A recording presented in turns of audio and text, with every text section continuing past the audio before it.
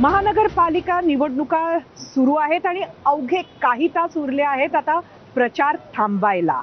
ज्या पक्षाचे महाराष्ट्रात 29 महानगरपालिकांमध्ये सगळ्यात जास्त उमेदवार उभे आहेत, ज्या पक्षाचा प्रचार ज्या व्यक्तीला केंद्रस्थानी ठेवून होतोय, असे राज्याचे मुख्यमंत्री देवेंद्र फडणवीस हे आज आपल्या बरोबर कॉफी विथ कौशिक मध्ये आहे. आणि ही नुसती एक मुलाखत नाहीये. देवेंद्रजी, आपलं स्वागत आहे. तर हा एक प्रचंड ग्रँड शो सुद्धा आहे आणि मुलाखतीत ते काय म्हणतात हे तर आपल्याला ऐकायचंच आहे, पण त्याचबरोबर मंडळी तुम्ही हा ग्रँड शो सुद्धा एन्जॉय करा. आपण आहोत मुंबईच्या कोस्टल रोडवर, आता आपण जाणार आहोत. देवेंद्रजी, काय आहे आत्ताची confidence level? I am 100% confident. मला पूर्ण कॉन्फिडन्स आहे आणि हा जो काही आत्मविश्वास आहे हा केलेल्या कामाच्या भरोश्यावर आहे. जनतेने यापूर्वी जो विश्वास दाखवला त्याच्या आधारावर आहे आणि ज्या प्रकारे मी आमचे सहकारी आम्ही सगळे मिळून प्रयत्न करतो आहोत याच्या भरोश्यावर आहे. आम्ही या निवडणुका जिंकणार आणि मुंबई पण जिंकणार. मुंबई पण जिंकणार. आणि खरं तर पुण्यात महिलांसाठी खास एक वेगळाच जाहीरनामा तुम्ही केला असं दिसतंय. 165 पैकी तुमचे 91 जागांवर महिलांना तुम्ही उमेदवारी दिलेली आहे. मुंबईतही बेस्ट प्रवासात 50% ची सवलत ही खास महिलांसाठी आहे. विद्यार्थिनींसाठी सुद्धा काही सवलती तुम्ही दिलेल्या आहे आणि एकंदरीतच बघितलं विद्यापीठातलं आरक्षण जर बघितलं तर त्यामुळे बऱ्याच घोषणा या महिलांसाठी आहे. लाडक्या बहिणीची जे काही यश तुम्हाला विधानसभेत मिळालं त्यानंतर ह्या सगळ्या निवडणुका महिला सेंट्रिक करायचं असं तुम्ही ठरवलं का? नाही, केवळ एवढंच कारण नाहीये. मुळामध्ये आत्ताचं जे राजकारण आहे हे राजकारण हळूहळू महिला सेंट्रिक व्हायला लागलेलं आहे. आणि जेव्हापासनं माननीय मोदीजींनी महिलांना विधानसभेत आणि लोकसभेमध्ये आरक्षण देण्याचा कायदा पास केला तेव्हापासनं ज्या काही महिला आहेत या अधिक ॲसर्टिव्ह झाल्या आहेत, त्या राजकारणामध्ये अधिक सक्रिय झालेल्या आहेत आणि अतिशय मेहनतीने काम करत आहेत. आणि अर्थातच आमचा हा प्रयत्न असणार आहे की त्यांची जास्तीत जास्त मतं आम्हाला मिळावीत आणि म्हणून एक नारी सशक्तीकरणाचा अजेंडा हा आम्ही त्या ठिकाणी घेतलेला आहे आणि तोच या ठिकाणी रिफ्लेक्ट होतोय. एकनाथ शिंदेचा जो लाडका भाऊ प्रचार आहे तो बराच अग्रेसिव्ह आहे, पण तुमचा सटल आहे देवाभाऊ. आणि देवाभाऊंचा प्रचार हा असा सटल ठेवलाय तुम्ही, का बरं? नाही, आता देवाभाऊ म्हणून मी एस्टॅब्लिशच झालो आहे.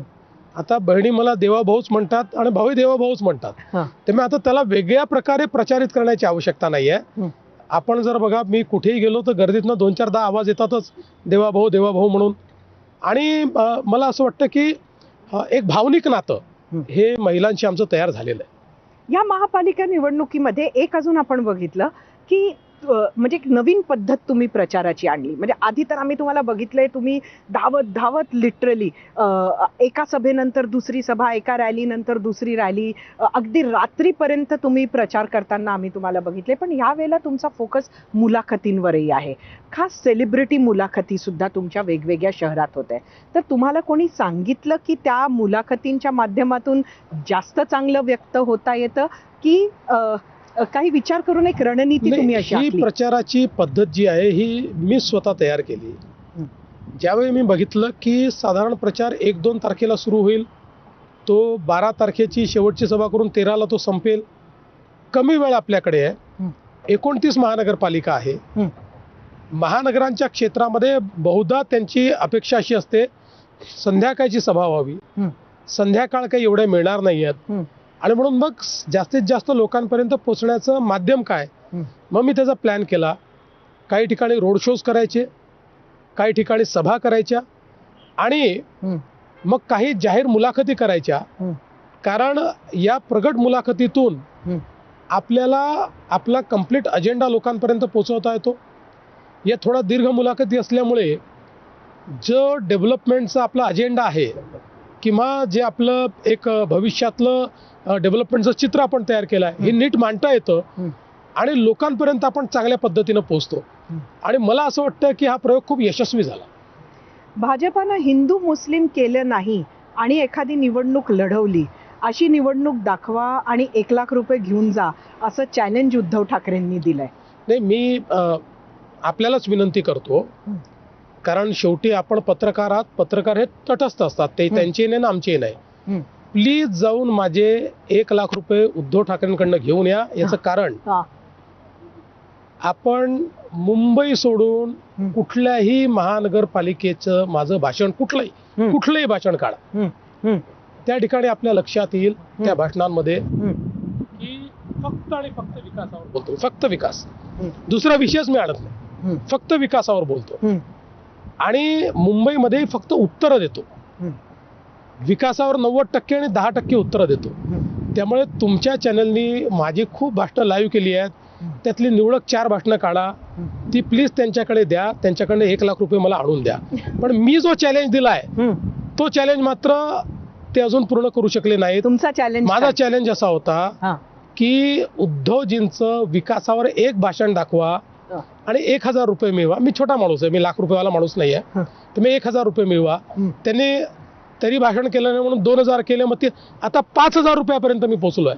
आणि तुमच्या चॅनलवरनं ऐलान करतो 7000 रुपये मी देईन.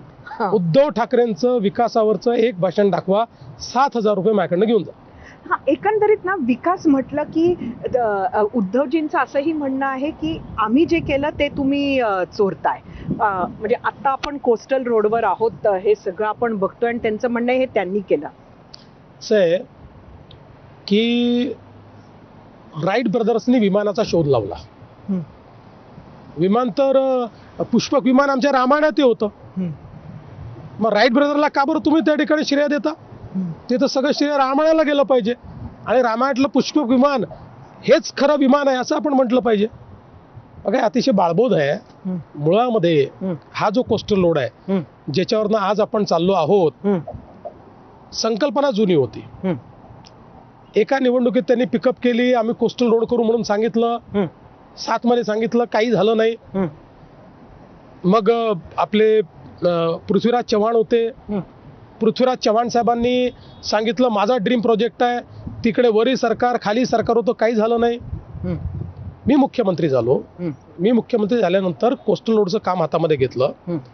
कोस्टल रोड करणं कठीण नव्हतं, कोस्टल रोडच्या परवानग्या कठीण होत्या. याकरता परवानग्या कठीण होत्या की आपल्या देशाच्या एन्व्हायरमेंटल नॉर्म्समध्ये रेक्लेमेशन रोड करता अलाउड नव्हतं आणि त्यामुळे त्याला परमिशन मिळत नव्हती. त्याकरता कायदा आणि नोटिफिकेशन सगळं बदलण्याची आवश्यकता होती. मग मी केंद्र सरकारकडे त्याचा पाठपुरावा सुरू केला. 2 वर्ष पाठपुरावा केला, 3 मंत्री बदलले. शेवटी मोदीजींच्या आशीर्वादाने फायनली 5 बैठका झाल्या हाय लेवलच्या आणि 5व्या बैठकीनंतर याला मान्यता मिळाली. शेवटच्या बैठकीतलं सगळं क्लिअर झालं होतं. त्यांनी एका गोष्टीवर अडवणूक केली होती की आपण ही जी सगळी कोस्टल रोडचा प्रोमनाड वगैरे जो सगळा पाहतो, त्यांचं असं म्हणणं होतं की कोस्टल रोड केल्यामुळे जवळपास त्या ठिकाणी तुम्हाला 250 एकर खुली जागा मिळणार आहे आणि इथे जागेचा भाव 2 लाख रुपये स्क्वेअर फूट आहे. त्यामुळे तुम्ही नव्याने रिअल इस्टेट तयार करा. मी ॲफिडेव्हिट दिलं माझ्या सहीचं, आम्ही रिअल इस्टेट करणार नाही, आम्ही इथे गार्डन आणि प्रोमोनाड करू. आणि त्यानंतर त्याला मान्यता मिळाली. आता ही मान्यता मिळाल्यानंतर हे कोणी करावं? शिंदे साहेब त्यावेळेस MSRDCचे मंत्री होते, त्यांची इच्छा होती MSRDCने करावं. MMRDA तर करायला तयार होती आणि उद्धवजींचं म्हणणं होतं की मी याचं मागे प्रेझेंटेशन दाखवलेलं आहे, त्यामुळे हे महानगरपालिकेला करू द्या.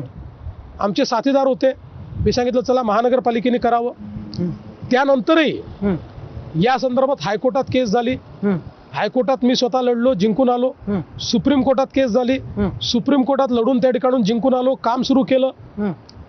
आता एक दिवस अचानक मला न सांगता उद्धव ठाकरेंनी याचं भूमिपूजन केलं. भूमिपूजन तुम्हाला न सांगता केलं, मला न सांगता केलं, मला न बोलवता केलं. आणि मला BMCच्या कमिशनरचा फोन आला. ते म्हणाले साहेब अशा अशा प्रकारचं भूमिपूजन त्यांनी ठेवलंय, आम्हाला हे समजतं की ते कुठल्याही संवैधानिक पदावर नाही आहेत, हा त्यामुळे त्यांना ते करायचा अधिकार नाही.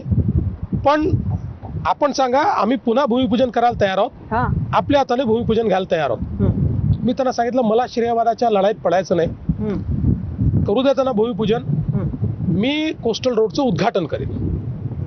आणि अशा प्रकारे कुठल्याही संवैधानिक पदावर नसताना त्यांनी केलेलं ते भूमिपूजन आहे. त्यानंतरही त्याच्या अडचणी आम्हीच दूर केल्या. फायनली कोस्टल रोड पूर्णही आम्हीच केला.